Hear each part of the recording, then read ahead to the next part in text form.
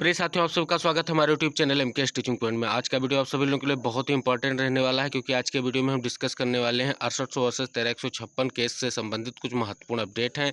साथ में बात करेंगे 6800 की नियुक्ति को लेकर के क्या जो ये आदेश है क्या डिसाइड करेगा 6800 की नियुक्ति को, और साथ में 69 आंसर की मामले को लेकर के जो सुप्रीम कोर्ट की तरफ से कुछ बिंदुवार निर्देश दिए गए हैं उनका 6800 वर्सेस 13156 कोर्ट केस पर क्या प्रभाव पड़ने वाला है। और साथ में बात करेंगे 69 शिक्षक भर्ती से संबंधित एक बहुत बड़ी सच्चाई सामने निकल कर आई है, जिसको जानना आप सभी लोगों के लिए अति आवश्यक है। और उसको जानने के लिए कृपया वीडियो को पूरा देखिए। अगर वीडियो पसंद आता है तो वीडियो को लाइक करें, शेयर करें, हमारे YouTube channel MK teaching point से जुड़ना ना भूलें। तो आप सभी लोगों का स्वागत करते हुए स्टार्ट करेंगे वीडियो। और सबसे पहले बात करेंगे 6800 से 13156 कोर्ट केस के लिए 6800 की नियुक्ति को डिसाइड करने के लिए जो जनरल की तरफ से एक याचिका डाली गई है मोहिनी तिवारी की, और उस याचिका का काट क्या है, क्योंकि पिछली जो सुनवाई हुई है उसी के आधार पर आगे की डेट दी गई है। तो उसको लेकर के आपको हम दो आर्डर दिखाना चाहेंगे, जिसमें स्पष्ट रूप से इस आर्डर में ये भी लिखा गया है कि जो टेट होता है वो केवल क्वालिफाइंग परीक्षा होती है, और ये मतलब जो है इसमें कोई भी इसका ज़्यादातर वो रोल नहीं होता है। तो आप सभी लोगों को आप भी पता है कि टेट की जो परीक्षा होती है केवल क्वालिफाइंग होती है, जो आप सभी लोगों को सुपर टेट में बैठने के लिए जो है एक बाध्यता देती है। और उसके बाद में एक ये आर्डर आप सभी लोग देखिएगा, इसमें स्पष्ट रूप से ATRE के बारे में दिया गया है कि इसको लेकर के भी यहाँ पर आदेशित किया जा चुका है, जो आप सभी लोग देख सकते हैं 1/12/2018 को इसको लेकर के बात हुई है। और ये भी लगभग टेट की ही कैटेगरी की बात की जाती है, इसमें कोई ज़्यादा दिक्कतें वाली बात है नहीं, और इसमें सारी चीज़ों को यहाँ पर डिस्कस करा गया है। तो इन दोनों आर्डरों को आप आराम से पढ़ सकते हैं और स्पष्ट रूप से देख सकते हैं कि जो ये केस का जिन्न निकाला गया था जनरल वालों के लिए, जनरल वालों की तरफ से, तो वो एक फ्यूज बल्ब है, बस केवल और केवल उस डेट को उलझाने की बात की गई थी। अब यहाँ काउंटर की बात की गई है सरकार से, तो सरकार को यहाँ पर काउंटर तो फाइल करना पड़ेगा ही, क्योंकि यहाँ पर अब जो है मुद्दा देखा जाएगा, लेकिन इतना कोई बेस रहने वाला नहीं है। मेन बेस जो है 27 और 21% के आरक्षण की बात जो अचयनितों की तरफ से की जा रही वही मेन मुद्दा है। तो जो हमने ये आदेश दिखाया, क्या इसका प्रभाव पड़ेगा या नहीं पड़ेगा, या इसको लेकर के आगे कोई अन्य चीज़ें हो सकती हैं या मामला और बढ़ सकता है, इसको लेकर के कोर्ट ही डिसाइड करेगा।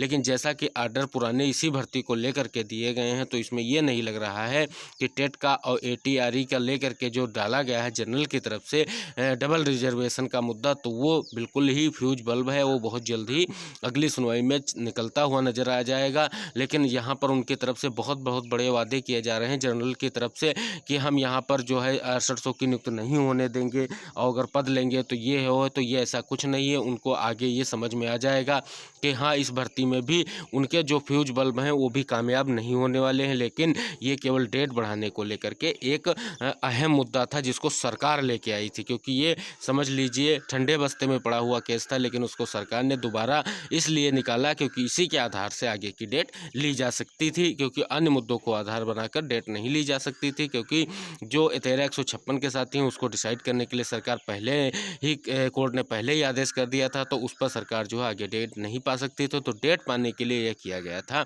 अब ये मामला आगे बढ़ेगा तो देखते हैं इसमें क्या मोड़ आता है, क्योंकि शिक्षा मंत्री जी से जैसा चयनितों की मुलाकात हुई है वहाँ पर स्पष्ट रूप से यही कहा गया है कि मुद्दे को देखा जा रहा है, और सारी चीज़ें देखने के बाद हम आप सभी लोगों की नियुक्ति का जो प्रयास है उसको और तेज करेंगे, और आप सभी लोगों की आगे की मीटिंग्स होती रहेंगी, जैसा आप सभी लोगों को पहले से विदित है।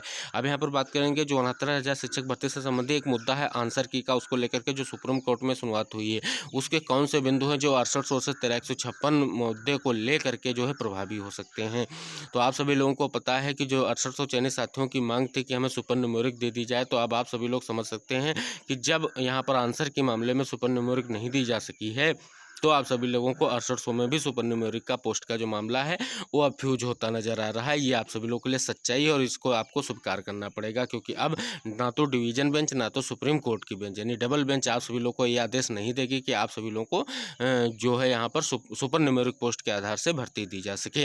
तो ये सुपर न्यूमेरिक पोस्ट वाला जो जुमला है वो हल हो गया है। अब ये जुमला नहीं चलेगा। अब जो स्पष्ट रूप से प्रभाव पड़ेगा वो यही पड़ेगा, क्योंकि वहाँ से जब सुप्रीम कोर्ट से आदेश है कि आप चाहे निकालें चाहे जो कुछ करें, इनको आपको नियुक्ति देनी पड़ेगी। तो ये जो सबसे बड़ी बात है, ये डिवीज़न बेंच हो चाहे सुप्रीम कोर्ट बेंच में हो, ये पूरे 69 शिक्षक भर्ती मुद्दे में भी लागू होगी, चाहे जो भी केस हो, क्योंकि जो भी गलतियाँ हुई वो सरकार से हुई। अब सरकार चाहे जैसे इनको नियुक्ति दे, चाहे गलत को निकाले चाहे सही को निकाले। अब 69 शिक्षक भर्ती से संबंधित जो आप सभी लोगों के लिए बहुत ही इंपॉर्टेंट चीज़ है कि इसकी सच्चाई क्या है।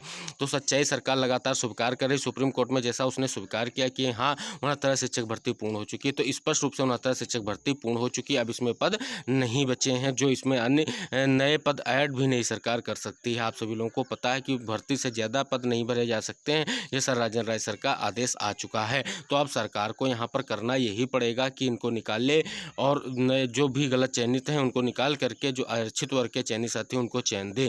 अब सरकार इसी को लेकर जो पॉलिटिकल मुद्दे की बात कर रही है, तो क्या सरकार इस चीज़ों से डर रही है कि अगर वो आरक्षित वर्ग को नियुक्त देगी और अनारक्षित वर्ग को बाहर करेगी तो उसको लेकर के कोई गलत चीज़ें सामने आएंगी? तो ये जानना आप सभी लोगों के लिए बहुत ज़रूरी है और इस सच्चाई के साथ आप सभी लोगों को आगे बढ़ना है कि सरकार को ऐसे दबाव में लाना है कि आप सभी लोगों को नियुक्त को लेकर के प्रतिबद्ध हो, और जब तक गलत चयनितों को निकाला नहीं जाएगा तब तक जो है सही चयनितों को नियुक्त किसी बेस पर नहीं मिल पाएगी, क्योंकि सुपर न्यूमेरिक पोस्ट के आधार पर भी नहीं मिलेगी। और सरकार जो कहें कि आदेश पारित करके जल्दी से जल्दी नियुक्त दे, तो ये बहुत लंबी प्रक्रिया है। सरकार के पास एक ही विकल्प है, जो गलत चयनित उनको निकाले और जो सही लोग हैं उनको जो है अंदर करे, बस यही विकल्प है। जैसा कि पहली सुनवाई में कहा गया था भाटिया सर से, वही चीज़ें यहाँ पर सामने निकल कर आएंगी। अब उसमें 6800 प्लस याची लाभ चाहे तो सरकार दे सकती है या ना दे, ये तो सरकार पर डिपेंड करता है। जैसे उनकी सुनवाई वैसा उनका मामला हो सकता है। तो आई होप ये चीज़ें आप सभी लोगों को समझ में आई होंगी। अगर समझ में आई होंगी तो वीडियो पसंद करता है तो लाइक करें, शेयर करें। हमारे YouTube channel MKS teaching point से अवश्य जुड़े। मिलेंगे अगली अपडेट के साथ अगले वीडियो में, तब तक के लिए टेक केयर, बाय बाय, जय हिंद साथियों।